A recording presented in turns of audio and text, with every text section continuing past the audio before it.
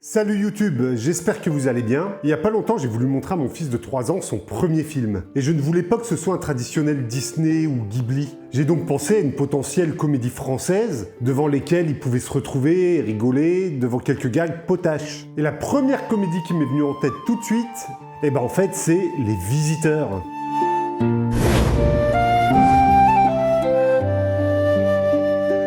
Alors soyons honnêtes, quand on pense aux Visiteurs, la première chose qui nous vient à l'esprit, c'est ça. Ah, c'est un quai! Mais qu'est-ce que c'est que ce pitch? C'est malade! C'est malade! Alors c'est sans doute l'image qu'on garde tous du film, moi le premier, et d'ailleurs je considère encore que le premier Visiteur est une comédie très réussie, comme on n'en a pas eu depuis très longtemps. Elle est très réussie dans ses dialogues, dans son rythme, dans ses gags. Monsieur, et pas avec votre poncho! C'est une énorme comédie française populaire au sens noble du terme. Elle est bruyante, potache, cartoon. C'est un film presque absurde. Et c'est justement ça qui fait tout son charme. En fait, Les Visiteurs, par moments, c'est presque un dessin animé vivant. Mais là où je me suis un peu planté en voulant montrer ça à mon fils, c'est que revoyez les premières minutes du film. Parce que ouais, Les Visiteurs, ça commence pas comme une comédie. Loin de là. Sire, on vient! It's your uncle, hurry! Et ça, je l'oublie toujours. J'ai toujours tendance à oublier à quel point le film commence comme un film d'aventure de dark fantasy à la française. Et à quel point cette introduction est incroyable, remise dans son contexte. Et cette introduction, je trouve qu'on n'en parle jamais assez. Il fait chaud, il fait chaud. Regardez ce plan.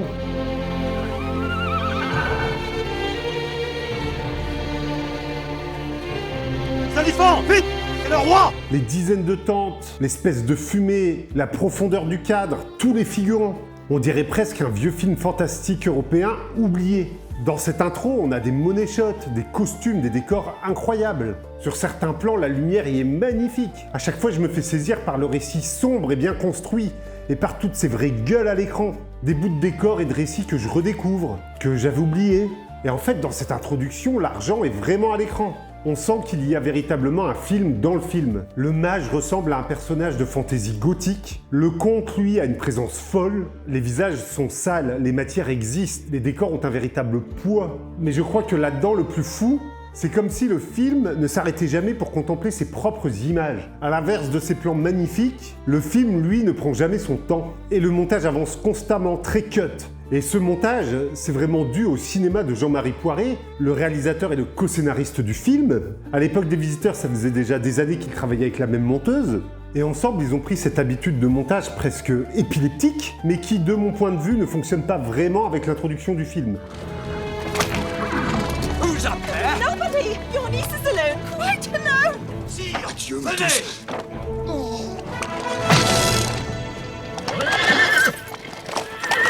Cette introduction aurait tellement mérité de prendre son temps et de se poser. Ça aurait permis de porter l'épisme des scènes et le sens de l'aventure. Prenez ce plan par exemple. Eh bien, il dure un peu plus longtemps. Pas grand chose, mais juste assez pour que quelque chose s'en dégage. Le gag fonctionne mieux ici parce que Jean-Marie Poiret le laisse traîner un peu plus au montage. Pour une fois, il ne coupe pas comme un bourrin. Et en fait, pour mieux comprendre cette introduction des Visiteurs, je vous conseille le livre de mémoire de Jean-Marie Poiret qui est passionnant. C'est en lisant ses mémoires que j'ai eu l'idée de cette vidéo et que j'ai mieux compris un peu le charcutage au montage de cette introduction.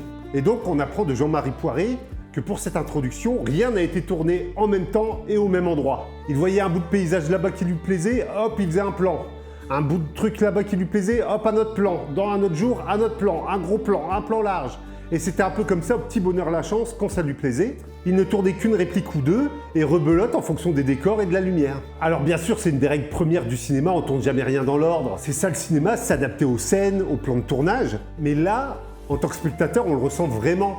Ça touche vraiment à l'essence même de l'introduction du film. De mon point de vue, cette introduction aurait pu être parfaite si elle aurait été un peu plus académique dans la manière dont elle a été fabriquée. En tout cas, mon chapeau à la script et à la monteuse qui ont dû récupérer tout ça et qui ont dû ramer sévère. Quoi qu'il en soit, je parle beaucoup du montage ici qui est peut-être un peu farfelu, mais les décors et les costumes et l'ambiance sont toujours aussi incroyables dans cette introduction. Et on en parle des effets magnifiques, pratiques, des transformations de Jean Reno et de Christian Clavier. Les maquillages sont ultra réalistes et très beaux. Et sans doute un des plans les plus beaux de cette introduction, c'est le plan de Jean Reno qui est transformé à 100% en cristal et qui explose. Tout ça, c'est 100% du dur. Et c'est incroyable. Il suffit de comparer avec ce qu'ils ont fait dans Les Visiteurs 2 où tout est en numérique, c'est beaucoup moins palpable forcément, et ça a beaucoup moins bien vieilli. Et pour moi, c'est fou qu'on ait laissé passer ça dans une comédie française de 1993. Et d'ailleurs, dans ses mémoires, Jean-Marie Poiret explique que beaucoup de gens ont voulu lui faire couper cette introduction. Heureusement, il a tenu bon et l'a gardé. Et je parle même pas de la musique composée par Éric Lévy qui est formidable, majestueuse et impressionnante.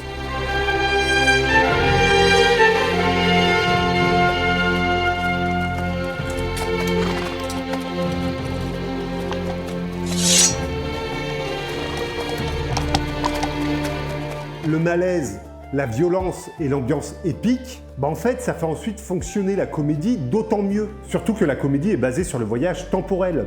Et en fait, d'un coup, Les Visiteurs, avec cette introduction que je redécouvre à chaque visionnage du film, c'est un film qui paraît beaucoup plus grand que le souvenir qu'on en garde. Généralement, on a juste le souvenir des gags potaches et de la comédie culte, alors qu'en fait, avec cette intro, même si elle a défaut, on est clairement devant un vrai film de cinéma comme on aime.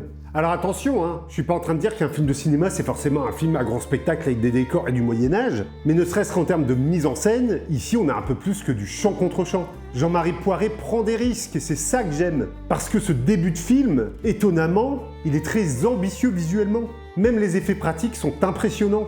Encore aujourd'hui, à l'ordre de cette vidéo, en fait cette introduction, je me l'explique pas.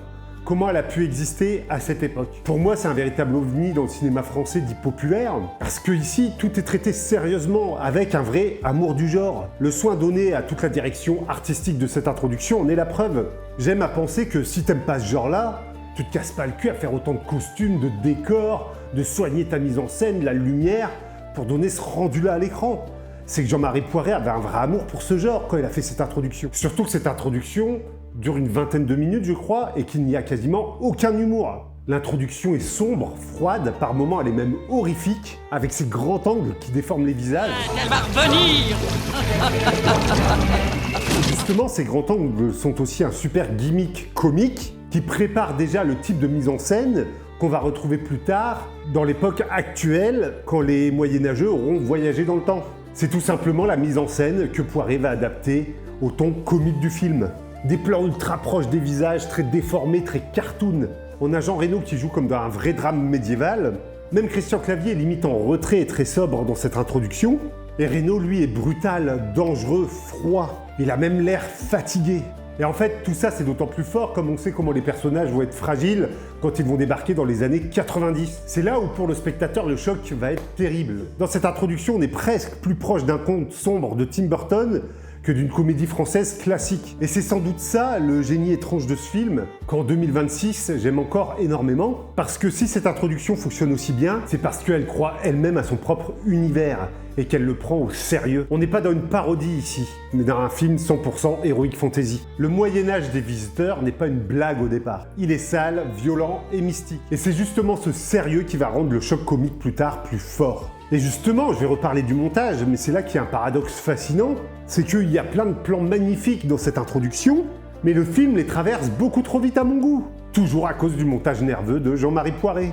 En fait, c'était un peu comme si le film avait peur de ralentir et qu'il avait peur de devenir un peu contemplatif, comme s'il disait au spectateur « Attends, le truc que t'attends là, le film rigolo qui se passe dans les années 90, ça arrive vite, attends, reste encore un peu ».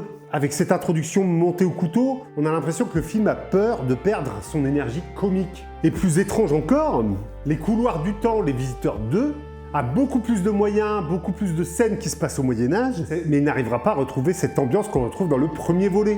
Il y a beau avoir plus de décors, plus de Moyen-Âge, et surtout plus de budget, en fait il y a beaucoup moins de mystère, moins de noirceur et moins de texture. Parce que, à la différence du 1, dans Les Visiteurs 2 même au Moyen-Âge, on a juste une suite de gags potaches. Ils ont beau avoir ajouté un inquisiteur, une scène de torture un peu cartoon, et un peu de scène d'action, en fait, sans savoir vraiment pourquoi la mayonnaise elle prend pas pareil. Comme si le premier film avait capturé quelque chose d'unique. Une forme de fantaisie populaire à la française. Et honnêtement, je crois que c'est pour ça que cette introduction reste aussi marquante pour moi aujourd'hui. Parce qu'au milieu du chaos, des cris et des répliques cultes qu'on connaît tous dans Les Visiteurs, il existe pendant quelques minutes, au début, un autre film. Un film grand, fort et sombre. Et ce film-là, j'adore le redécouvrir à chaque fois.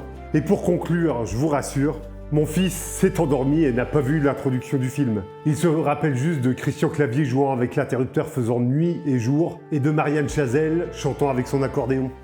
Cassez la voile. Et voilà, j'espère que cette petite vidéo sur l'introduction des visiteurs vous a plu. N'hésitez pas à me dire ce que vous pensez de cette introduction dans les commentaires. Si cette vidéo vous a plu, n'hésitez pas à mettre la cloche, à vous abonner, à mettre un pouce. Ça fait toujours plaisir, c'est le meilleur moyen d'aider à faire progresser la chaîne. Moi je vous dis à bientôt pour une prochaine vidéo. D'ici là, allez bien vous faire en filmer. Allez, ciao!